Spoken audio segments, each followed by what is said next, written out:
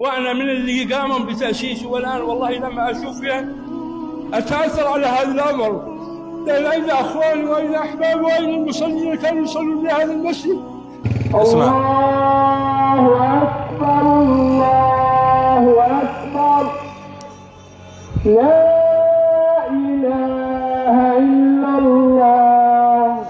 الحمد لله الذي بنعمته تتم الصالحات.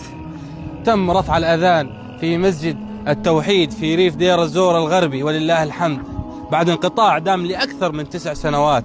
الحمد لله رفعنا الأذان وقمنا الصلاة في هذا المسجد. الحمد لله اليوم يتم افتتاح مسجد التوحيد في ريف دير الزور الغربي، ولله الحمد، بعد ما كان واقف وبعد ما تعرض للسلب والسرقة من خلال النظام البائد. بسم الله الرحمن الرحيم. ما شاء الله تبارك الرحمن. الله يجزاكم خير الجزاء كل من تبرع وساهم وشارك في إعادة تأهيل وترميم هذا المسجد، مسجد التوحيد في ريف دير الزور الغربي.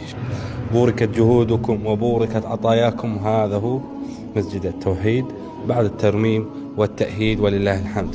ما شاء الله تبارك الرحمن. الله يجزاكم خير كل من ساهم وتبرع وشارك في إعادة تأهيل هذا المسجد. جزاكم الله عنا خير الجزاء. إخواني والله جدا فرحان وجدا مبسوط بإعادة تأهيل وترميم هذا المسجد. هذه بيوت الله، لمثل هذا فليعمل العاملون. شنو شعورك على الحمد لله، شعوري حيل طيب وغيرهم كيف على العمل الخيري هذا اللي قاموا به. واليوم أشوف به مصلين كان هذا مهجور عبارة لا حد يمر ولا نهائيا.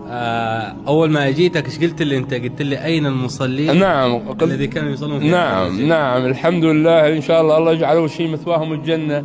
وإن شاء الله إحنا وهم يعني كان شباب راحوا كثير وراح من الرجال كثير كلهم كانوا يصلون، والحمد لله عوضنا قدرنا أنه نعيد تأهيل وترميم هذا المسجد. نعم الحمد لله بفضل الله ونعمته، إنه فضل يعني أعدنا إلى تأهيل المسجد وإعادته وإصلاحه الله